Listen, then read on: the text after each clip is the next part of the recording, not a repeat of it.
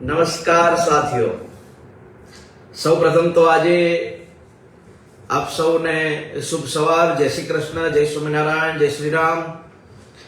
આજે ખૂબ આનંદ સાથે સૌ પ્રથમ તો હું પ્રતિક 11 ટીમ જે છેલ્લા 1 મહિનાથી આપણી સામાજિક ક્રિકેટ ટુર્નામેન્ટ ચાલતી હતી પોલીસ લાઇનના ગ્રાઉન્ડમાં, એ ટુર્નામેન્ટનું ગઈકાલ રાત્રે સમાપન થયું છે અને આ સમાપનની મેચમાં પ્રતિક 11 ખૂબ સારા રન સાથે ટુર્નામેન્ટ જીતી, અનેક રોકડ પુરસ્કારો, અનેક પ્રોત્સાહન ઇનામો મેળવ્યા અને શિવ 11 રનર્સ અપથી ઉપવિજેતા થઈ। તો આ બંને ટીમોને હું શુભેચ્છા પાઠવું છું, અભિનંદન આપું છું અને આવનારા વર્ષની ટુર્નામેન્ટની તૈયારી અત્યારથી જોરશોરથી એ કરે એવી આપ સૌને શુભકામનાઓ સાથે આભાર વ્યક્ત કરું છું। સામાજિક એકતા ક્રિકેટ ટુર્નામેન્ટ જે રીતે ચાલી અને જે રીતે લોકોએ સહયોગ આપ્યો એ બદલ વિરમગામ શહેરના નાગરિકોનો પણ હું ખૂબ ખૂબ આભાર વ્યક્ત કરું છું। આજે ખૂબ મહત્વના વિષય ઉપર ફેસબુક લાઈવ થયો છું ને એ મહત્વનો વિષય છે સ્થાનિક સ્વરાજની ચૂંટણી। તમે જાણો છો કે સ્થાનિક સ્વરાજની ચૂંટણી સમગ્ર ગુજરાતની અંદર યોજાઈ રહી છે અને 26 તારીખે આનું મતદાન થવાનું છે। આ મતદાન એ તમારા જીવનની પ્રથમ એવી પહેલ હોય છે કે લોકશાહીનું પર્વ આપણે ઉજવીએ। લોકશાહીનું પર્વ એ સ્થાનિક સ્વરાજની ચૂંટણીમાં સાથીઓ ઉજવવાનું હોય છે। સૌ પ્રથમ તો વિરમગામ વિસ્તારના તમામ મતદાતા ભાઈઓ બહેનોને અપીલ કરું છું, વિનંતી કરું છું કે તમામ લોકો મતદાન કરવા અવશ્ય જાય। મતદાન કરવું એ આપણો અધિકાર છે, તો મતદાન સૌ લોકો કરજો।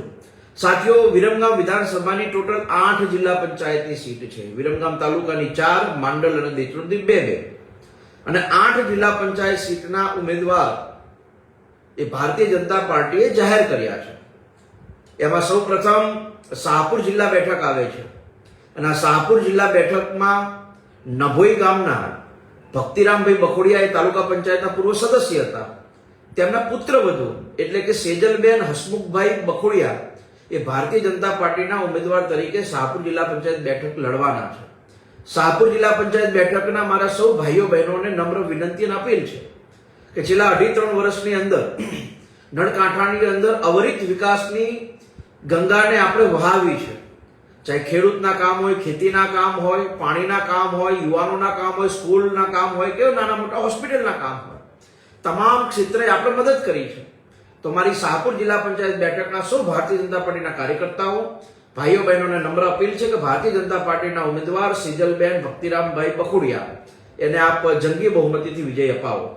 સાથે જ આપણા બીજા ઉમેદવાર છે ઘોડા બેઠકના જે ઉમેદવાર છે માન્ય ભાવનાબેન જગદીશભાઈ વડલાણી પરિવાર વિશે તો આપ જાણો છો કે સ્વર્ગીય પ્રેમજી બાપાના એ દીકરાના વાઇફ થાય એટલે જગદીશભાઈના પત્ની ગત વર્ષે પણ ગઈ ટર્મમાં પણ ત્યાંથી જિલ્લા સદસ્ય હતા અને અમદાવાદ જિલ્લા પંચાયતની મહિલા બાળ વિકાસ સમિતિના ચેરમેન પણ બન્યા હતા।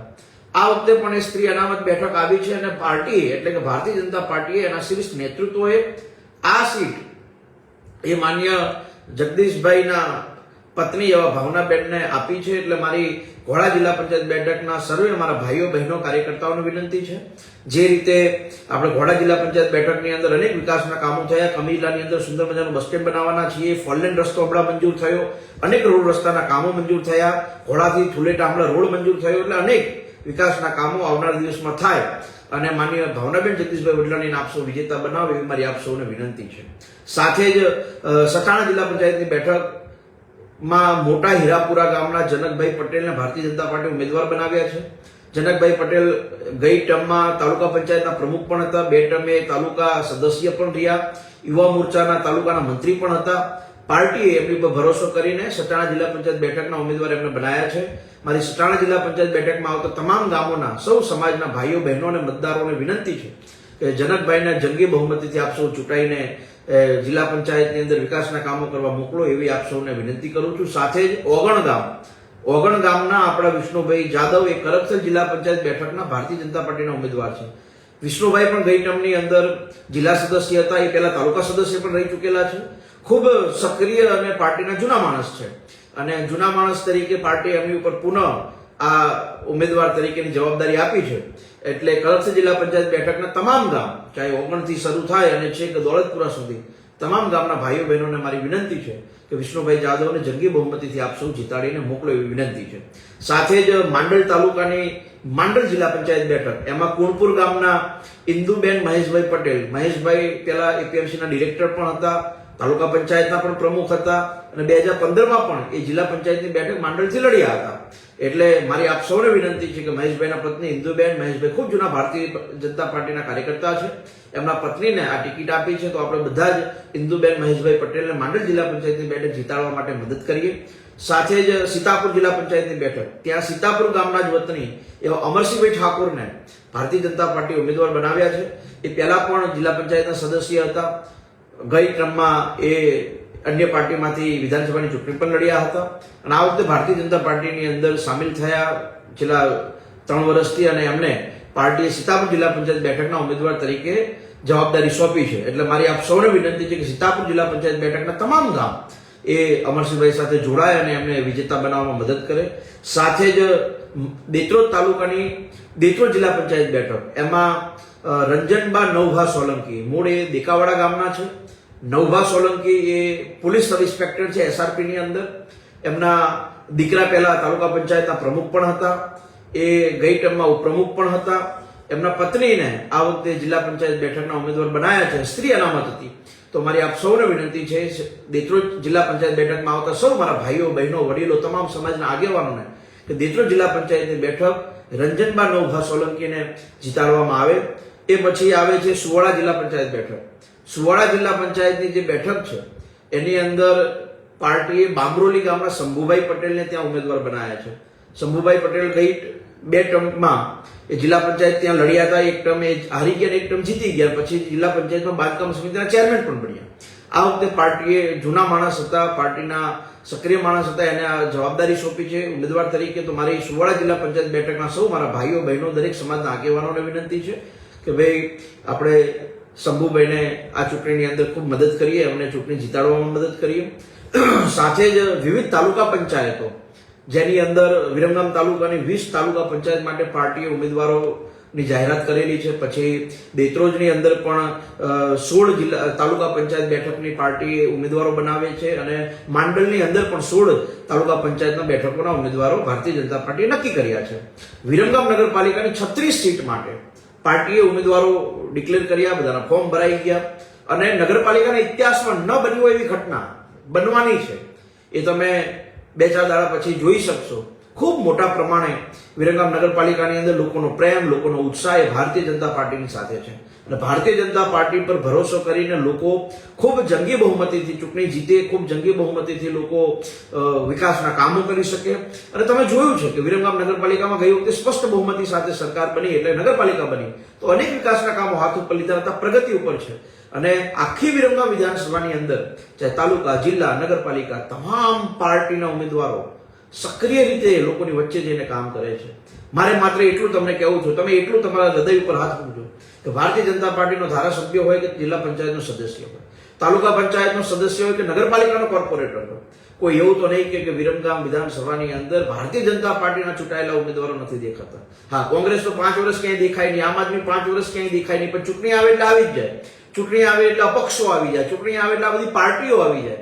પણ લોકોની વચ્ચે જનસેવાના માધ્યમથી લોકોની સેવા કરવાનો જો કોઈ સંકલ્પ હોય તો આદરણીય નરેન્દ્રભાઈ મોદી સાહેબના નેતૃત્વની અંદર, એમના માર્ગદર્શન હેઠળ માન્ય ભૂપેન્દ્રભાઈની આ ટીમ આ વિકાસના કામોની સાથે જનસેવાના કામો અવિરત કામ કરી રહ્યા છે. મારી આપ સૌને વિનંતી છે કે વિરમગામ નગરપાલિકાની અંદર પણ અનેક અપક્ષો લોકોએ ફોર્મ ભર્યા. કોંગ્રેસનો તો ઉમેદવાર નથી જગ્યા. તમે વિચારો, વિરમગામ નગરપાલિકાની 36 બેઠક ઉપર એક કોંગ્રેસી ઉમેદવાર નથી મળ્યો. અપક્ષ લડાવે છે. કેમ અપક્ષ લડાવે છે? કેમ કે એમની પાસે ઉમેદવાર નથી. કોને લડાવે છે? તો કે ભાઈ આનાથી નારાજ હોય, આને ટિકિટ મળી તો એના કુટુંબમાંથી કોકને લાવીને. એવી રીતે અપક્ષ ચૂંટણીઓ લડાવવાનું કામ એ કોંગ્રેસ કરે છે. હંમેશા લોકોને ડિવાઈડ કરીને રૂલ કરવાની નીતિ જે કોંગ્રેસની છે એના કારણે આપણા વિસ્તારની અંદર હંમેશા કોંગ્રેસ કંઈક ને કંઈક ગતકડા કરતી હોય, પણ વિરમગામ વિધાનસભાની જનતા હંમેશા નિર્ણય કરતી હોય છે, ભારતીય જનતા પાર્ટીની ફેવરમાં કરતી હોય છે, ભારતીય જનતા પાર્ટીના ઉમેદવારોને જીતાડવા માટે કામ કરતી હોય છે. તો મારી આપ સૌને વિનંતી છે, દરેક સમાજના લોકોને વિનંતી છે કે એકમાત્ર નરેન્દ્રભાઈના નેતૃત્વની અંદર 500 વર્ષ પછી પાવાગઢે માતાજીની ધજા ચડી હોય તો ભારતીય જનતા પાર્ટીના નેતૃત્વમાં ચડી, 370 કલમ કોઈ હટાવી હોય તો ભારતીય જનતા પાર્ટીએ હટાવી. 5000 વર્ષ પછી અયોધ્યાની અંદર આપણા તમારા મારા તમારા ઈષ્ટદેવ એવા પ્રભુ શ્રી રામનું કોઈ મંદિર બનાવ્યું હોય તો ભારતીય જનતા પાર્ટીએ બનાવ્યું છે. આજે વિકાસની સાથે સાથે વિરાસતને જો કોઈ સાચવવાનું કામ કરતું હોય તો ભારતીય જનતા પાર્ટી કરે છે. ચાહે કાશી હોય, ચાહે સોમનાથ હોય, ચાહે દ્વારકા હોય, મહાકાલેશ્વર હોય, આ તમામ જગ્યાએ વિકાસના કામોની સાથે સાથે તમારી અને મારી જે વિરાસત છે એ વિરાસતને જો કોઈ સાચવવાનું કામ કરતું હોય ને તો મારી અને તમારી પાર્ટી ભારતીય જનતા પાર્ટી કરે છે. આ ભાજપે આપણો પરિવાર છે અને જો એ કામ સાથે આપણે આગળ વધીશું તો હું નિશ્ચિત રૂપે એવું માનું છું કે વિકાસની ગતિને ખૂબ વેગ મળવાની છે. અનેક વિકાસના કામો હાથ ઉપર અત્યારે છે, અમુક વિકાસ કામો તો પ્રગતિ હેઠળ છે. એટલે તમે એવું માનો કે આવનારા દિવસની અંદર તમે અને મેં જે કલ્પના કરી છે ને એવું વિરંગામ બનાવવા તરફ આપણે આગળ વધી રહ્યા છીએ. અને અટલ બિહારી વાજપેયી સાહેબ હંમેશા કહેતા, એ વખતે મુંબઈની અંદર બહુ વર્ષો પહેલા એમની સભા થયેલી ત્યારે તો ભારતીય જનતા પાર્ટીની કોઈ સીટ નથી, છતાં પણ એમણે કીધું હતું કે ભાઈ એક દિવસ અમારી સરકાર બનશે. આજે દેશની અંદર સરકાર બની, અનેક વિકાસના કામો, અમુક વિરાસતના કામો જે ન કલ્પના કરી શકીએ એવા કામો થઈ રહ્યા છે. અને એ કોઈ એક સમાજ કે એક ધર્મ માટેની, દરેક ધર્મ માટેની ચિંતા એ કરતા હોય છે. માત્ર ચૂંટણી આવે ત્યારે મેદાનમાં દેખાય અને ચૂંટણી પૂરી થતા જ કોઈની સાથે બેસી જાય. ઠગોને તક અપાય નહીં, આવા અપક્ષોથી ચેતજો. વિરમગામ નગરપાલિકામાં મારી ખાસ વિનંતી છે, અપક્ષોથી ચેતજો. તમારો મત કિંમતી છે, વેડફાય નહીં. જીતશે વિરમગામ, જીતશે ભાજપ. અને એક વાત બહુ ક્લિયર છે, આ વખતે વિરમગામની અંદર 26 પારના નારા સાથે આગળ આપણે વધવું છે. વિરમગામ નગરપાલિકાની ચૂંટણી પહેલા જ કોંગ્રેસ અને આપ મેદાન છોડીને તો ભાગી ગયા છે. અપક્ષોની પણ વિરમગામની જનતા જમાના જપ્ત કરવાની છે. માત્ર વિરમગામની અંદર કમળ ખીલવાનું છે. આપણે બધા સાથે મળીને આ વિકાસના કામોમાં આગળ વધીએ, ખૂબ જંગી બહુમતી સાથે ભારતીય જનતા પાર્ટીના ઉમેદવારોને જીતાડીએ. તમે જાણો છો કે હાર્દિક પટેલનું કાર્યાલય ક્યાં છે, તમે જાણો છો કે હાર્દિક શું કરે છે, કઈ રીતે કામ કરે છે. ક્યાંય નિરાશ ન થઈએ આપણે, એ રીતે મારો પ્રયાસ હોય છે. મારી આપ સૌને વિનંતી છે, 26 તારીખે સવારે 9 વાગે 7 વાગે જ્યારે તમને અનુકૂળ વહેલા એ ભારતીય જનતા પાર્ટીના કમળના નિશાન ઉપર જઈને મત કરજો. 4 ભારતીય જનતા પાર્ટીના ઉમેદવારને મત કરજો. તાલુકા જિલ્લાની અંદર ભારતીય જનતા પાર્ટીના ઉમેદવારને મત કરજો. આપણે બધા સાથે મળીને વિકાસની ગતિને તેજ કરીશું એવું હું તમને આશ્વાસન આપું છું. પુનઃ એકવાર આપ સૌનો ખૂબ ખૂબ આભાર. જય હિન્દ, જય ભારત.